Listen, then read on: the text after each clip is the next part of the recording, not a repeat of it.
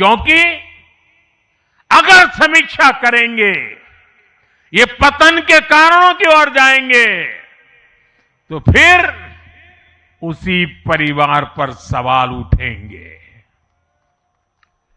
जिस परिवार ने कांग्रेस पर कब्जा करके रखा है और इसलिए बहाने ढूंढते रहते हैं,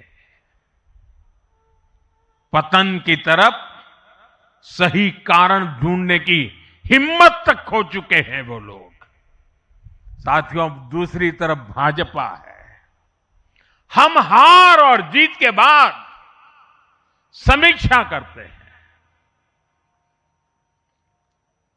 मैं आपको फिर महाराष्ट्र चुनाव का नतीजों का उदाहरण दूंगा। महाराष्ट्र में हम निकाय चुनाव जीतने के बाद जश्न में डूबे नहीं, बल्कि मैं तो अभी पढ़ रहा था कि उसी दिन से हमारे महाराष्ट्र के कार्यकर्ता आने वाले पंचायत के चुनावों की तैयारियों के लिए बैठक शुरू कर दी थी।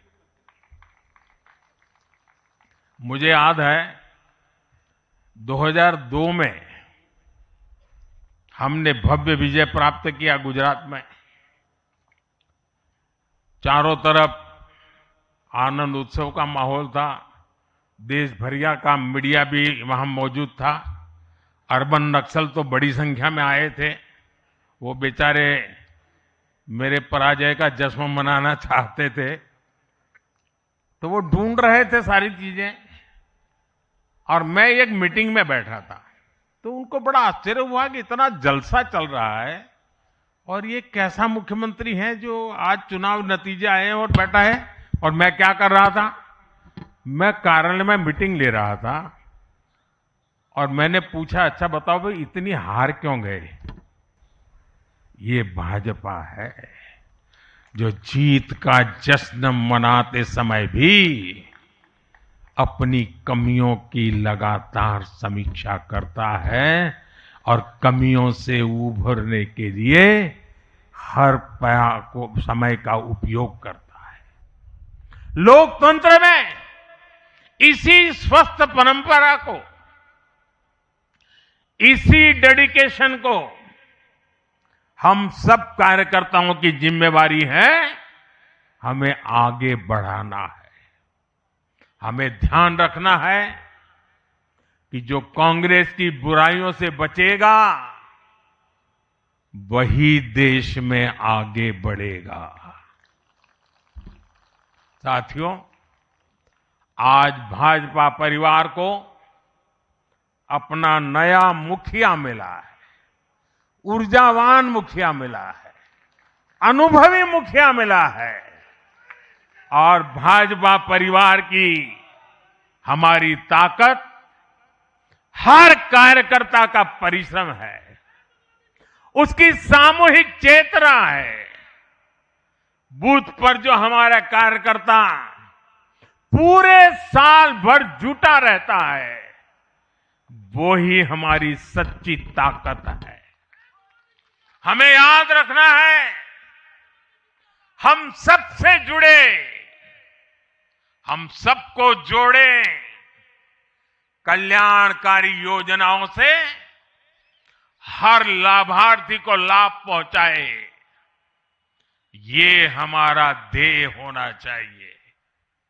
इसी आग्रह के साथ माननीय नितिन नवीन जी को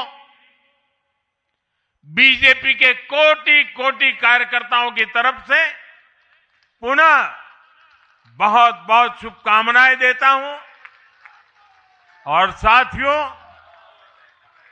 आज का पल हम सबके लिए बहुत विशेष पल है। हमारे राष्ट्रीय अध्यक्ष जी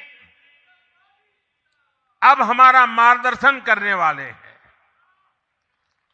उनका एक एक शब्द हमारे लिए आगे की दिशा होगी।